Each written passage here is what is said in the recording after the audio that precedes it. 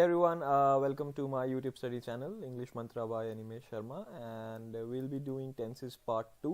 इससे पहले हमने tenses part 1 किया है, so I would suggest कि जिनके basics जिनको brush up करने हैं तो आप वो वीडियो देखें और तब tenses part 2 पे आए. So here is the profile of your trainer.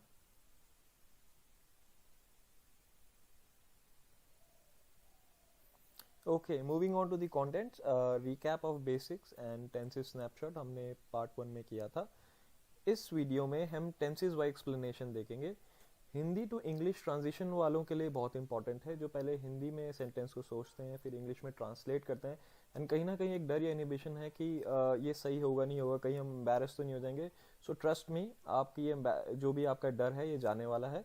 अगर आप इसमें बताए गए कॉन्सेप्ट्स को अप्लाई करते हैं तो आपको कोई इशू नहीं होगा. सो इस वीडियो को बहुत ध्यान से देखिएगा. ओके, टेंसेस स्नैपशॉट ये हमने पार्ट 1 में भी किया था, तो अगर किसी ने पार्ट 1 नहीं देखा है तो पार्ट 1 जरूर देखिए. सेकेंडली, इसको अपनी कॉपी में नोट डाउन कीजिए.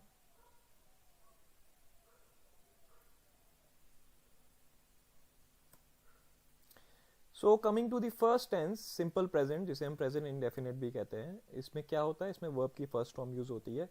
वर्ब की फर्स्ट फॉर्म क्या होती है जो प्रेजेंट टेंस में होती है, जैसे डू, गो, स्पीक. तो सिंपल प्रेजेंट टेंस या प्रेजेंट इंडेफिनिट टेंस हमारा कब यूज होता है? ये तब यूज होता है जब चार चीजों की बात हो रही है, जिससे सबसे पहले क्या, हैबिट, जिसे हिंदी में आदत भी बोलते हैं. नेचर, स्वभाव के बारे में बात हो रही है. ऑक्यूपेशन, व्यवसाय के बारे में बात हो रही है. या यूनिवर्सल ट्रूथ या फैक्ट. सो सबसे पहले एक सेंटेंस देखते हैं. माँ हमारे लिए खाना बनाती है. माँ को इंग्लिश में मदर कहते हैं, खाना बनाने को कुक कहते हैं, खाना को फूड कहते हैं. ठीक है, तो मदर कुक्स फूड फॉर अस. अब इसमें कुक्स क्यों आया? क्योंकि मदर सिंगुलर है और कुक में इसलिए एस लग गया, क्योंकि सिंगुलर वर्ब है. तो सिंगुलर वर्ब में मैंने क्या बताया था कि एस लगता है. सिमिलरली, बिल्ली दूध पीती है, तो बिल्ली को इंग्लिश में क्या कहते हैं? कैट. दूध को कहते हैं मिल्क और पीने को कहते हैं ड्रिंक. तो कैट ड्रिंक्स मिल्क. अब कैट में सिंगुलर है तो ड्रिंक में इस वजह से एस लग गया. थर्ड पे आते हैं. माली पौधों को पानी देता है. Gardener waters the plants. अब वाटर में एस क्यों लगा है? क्योंकि गार्डनर सिंगुलर है और सिंगुलर वर्ब में हमेशा एस लगता है. लास्टली, सूर्य पश्चिम में अस्त होता है. The sun sets in the west. Right.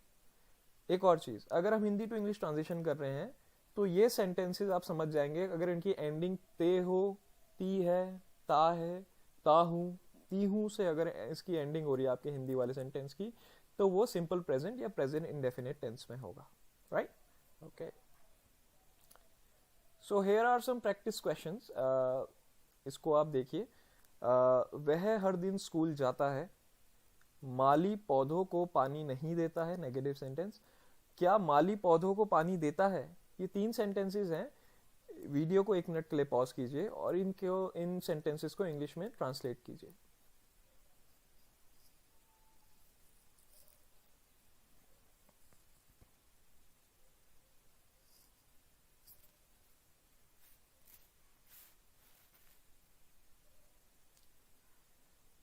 So I hope आपने इन सेंटेंसेस को ट्रांसलेट कर लिया है. We'll move on to the answers. वह हर दिन स्कूल जाता है. He goes to school every day. वैसे तो गो लगना चाहिए बट ही सिंगुलर है इसलिए ईएस लग गया इसमें. He goes to school every day. माली पौधों को पानी नहीं देता है. Gardener does not water the plants. अब एक चीज आपने देखा था कि हमने पिछले वाले सेंटेंस में क्या किया था? Gardener waters the plant. अब इसमें वाटर क्यों आया है, वाटर्स क्यों नहीं है? ये इसलिए है कि गार्डनर के बाद डस लग गया है. तो ऑलरेडी हमने दिखा दिया है कि सिंगुलर आ चुका है. तो डू, डिड और डस के बाद हमेशा वर्ब की फर्स्ट फॉर्म आएगी, इसलिए यहाँ पे वाटर आया, वाटर्स नहीं आया. I explain it again. Gardener के बाद डू लगना था तो डू में डस लग गया, क्योंकि गार्डनर सिंगुलर है. सिंगुलर वर्ब हमने इसमें दिखा दिया है. तो डू, डिड और डस के बाद हमेशा वर्ब की फर्स्ट फॉर्म लगेगी, तो इसलिए वाटर है इसके बाद में. ठीक है, जो उसके प्रीसीडिंग वर्ब है वो वाटर रहेगा. थर्ड सेंटेंस, क्या माली पौधों को पानी देता है? So does gardener water the plants. अब इसमें भी वाटर आया है क्योंकि डज से हमने ऑलरेडी इसकी सिंगुलैरिटी को डिस्प्ले कर दिया है. राइट. सो एक इंटरोगेटिव सेंटेंस है। तो हमने इसमें 3 टाइप के सेंटेंसेस देखे, positive sentence, negative sentence and interrogative sentence. Moving on to simple past या पास्ट इंडेफिनिट, इसमें वर्ब की सेकंड फॉर्म यूज होती है। वर्ब की सेकंड फॉर्म क्या होती है? जैसे प्रेजेंट टेंस में वर्ब की फर्स्ट फॉर्म क्या होती है? डू। तो पास्ट टेंस में वर्ब की सेकंड फॉर्म में डिड हो जाएगा, गो वेंट हो जाएगा और स्पीक स्पोक हो जाएगा। तो हमारे पास कुछ सेंटेंसेस हैं। पिताजी कल दिल्ली गए थे, मैंने कल अपने कपड़े धोए थे, मैंने कल खाना नहीं बनाया था, क्या पिताजी दूध लाए थे, क्या मैंने कल कपड़े नहीं धोए। सो आपको इन सेंटेंसेस को इंग्लिश में ट्रांसलेट करना है। सो वीडियो को पॉज कीजिए और इसको अपनी कॉपी में नोट डाउन कीजिए।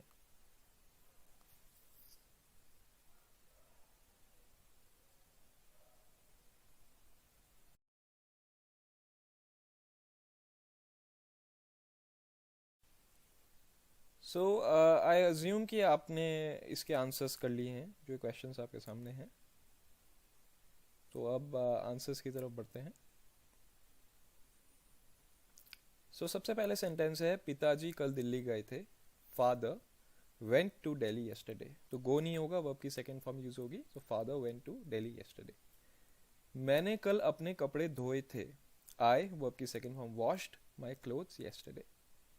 मैंने कल खाना नहीं बनाया था, I did not cook food yesterday। तो मैंने आपको क्या बताया था कि डू, डिड और डस के बाद हमेशा वर्ब की फर्स्ट फॉर्म लगेगी, एंड डिड लगा है, इसके वजह से वर्ब की यहाँ पे फर्स्ट फॉर्म आई है, वर्ब की सेकंड फॉर्म कुक्ड नहीं आई है। क्या पिताजी दूध लाए थे? Did father bring milk, interrogative sentence है। क्या मैंने कल कपड़े नहीं धोए? Didn't I wash clothes yesterday। सो ये नेगेटिव इंटेरोगेटिव सेंटेंस है। सो अब हम सिंपल फ्यूचर पे जाते हैं, जिसे हम फ्यूचर इंडेफिनिट भी कहते हैं। इसमें विल और शैल यूज होता है और वर्ब की फर्स्ट फॉर्म यूज होती है। ये हमने पार्ट 1 में भी किया था, बट कोई अगर हमें पार्ट 2 से ही ज्वाइन कर रहा है तो उनके लिए एक रिकैप है।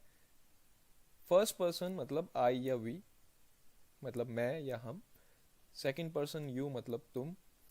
थर्ड पर्सन ही, शी, दे या किसी का नाम। सो हमेशा आपको ध्यान रखना है कि सिंपल फ्यूचर टेंस में क्या होगा, आई और वी के साथ हमेशा शैल लगेगा, एंड सेकंड और थर्ड पर्सन हमेशा विल लेंगे। जैसे यू, ही, शी, दे या किसी का नाम हमेशा क्या लेगा, विल लेगा, और आई और वी हमेशा शैल लेंगे। चलिए सेंटेंसेस को देखते हैं। मैं कल दिल्ली जाऊंगा, वह कल दिल्ली जाएंगे। मैं शाम को फुटबॉल खेलूंगा, मैं शाम को फुटबॉल नहीं खेलूंगा। क्या वह कल दिल्ली जाएगा? तो ये कुछ सेंटेंसेस हैं जो सिंपल फ्यूचर के हैं। तो आपको क्या करना है, आपको इन्हें अपने कॉपी में नोट डाउन करना है और उसे ट्रांसलेट करना है इंग्लिश में। So I give you time and will wait for it.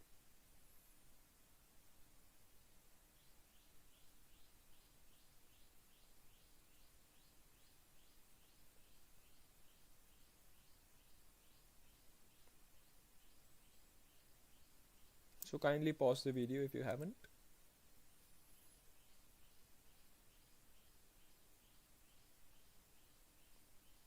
Cool. अब हम आगे बढ़ते हैं इसके आंसर्स के लिए। इस पॉइंट पे मैं एज्यूम कर रहा हूँ कि इसके आपने आंसर्स ऑलरेडी अपनी कॉपी में आपने ट्रांसलेट कर लिए हैं।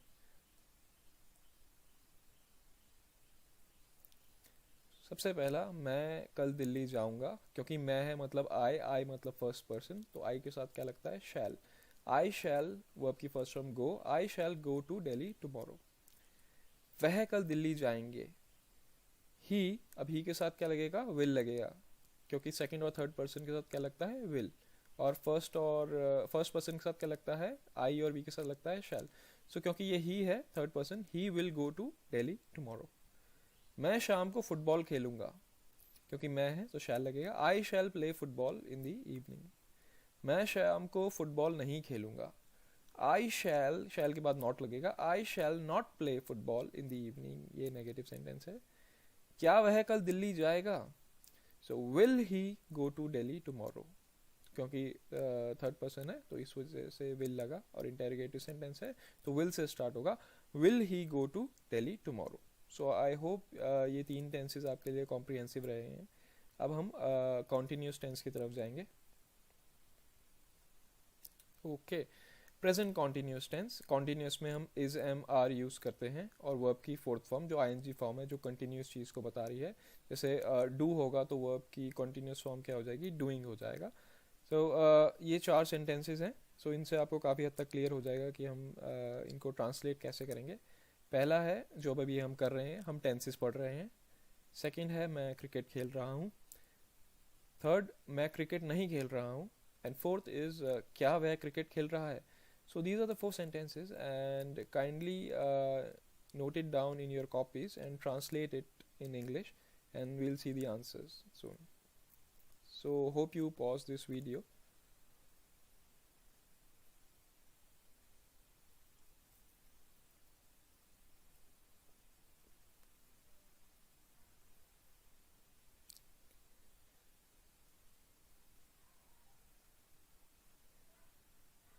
Again I am assuming कि आपने इसके आंसर्स अपनी कॉपी में नोट डाउन कर लिए हैं.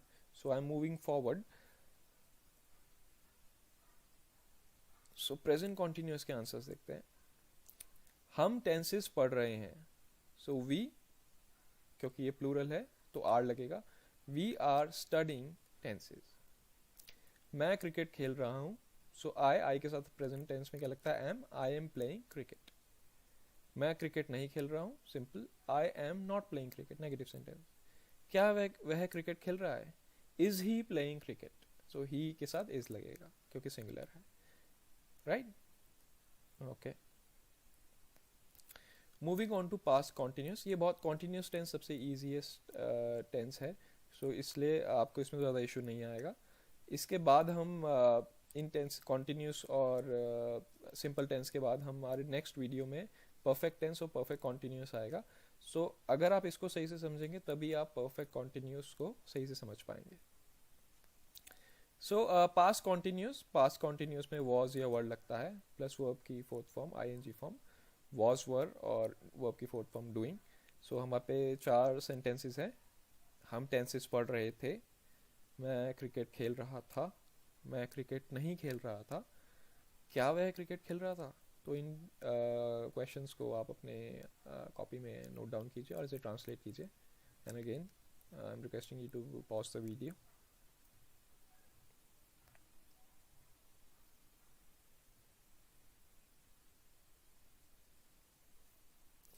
Okay, moving on to the answers. हम टेंसेस पढ़ रहे थे. वी, क्योंकि अब पास्ट टेंस में थे की बात हो रही है. We were studying tenses. मैं क्रिकेट खेल रहा था. I was playing cricket.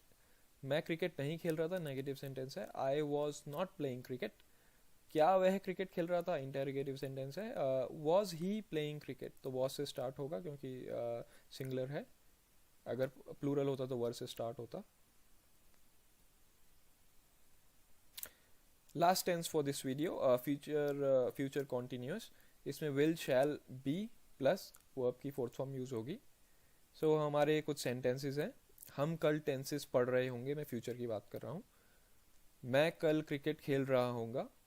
मैं कल क्रिकेट नहीं खेल रहा होऊंगा. क्या वह कल क्रिकेट खेल रहा होगा. ये 4 सेंटेंसेस हैं. तो जैसे आपने पहले किया है इसको भी नोट डाउन कीजिए कॉपी में और इसके इंग्लिश ट्रांसलेशन कीजिए और उसके बाद मैं आपको इसके आंसर्स बताऊंगा.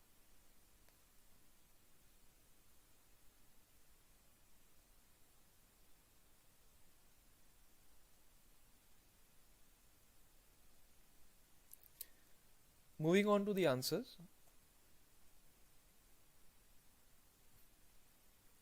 हम कल टेंसेस पढ़ रहे होंगे, फ्यूचर की बात हो रही है. तो वी, क्योंकि वी फर्स्ट पर्सन है तो वी के साथ हमेशा शैल लगेगा. We shall be studying tenses tomorrow. मैं कल क्रिकेट खेल रहा हूँगा. आई भी फर्स्ट पर्सन है. So I shall be playing cricket tomorrow. Negative sentence देख लेते हैं. मैं कल क्रिकेट नहीं खेल रहा हूँगा. I shall not be playing cricket tomorrow. Last, क्या वह कल क्रिकेट खेल रहा होगा, क्योंकि ही की बात हो रही है, ही थर्ड पर्सन है. Will he B playing cricket tomorrow.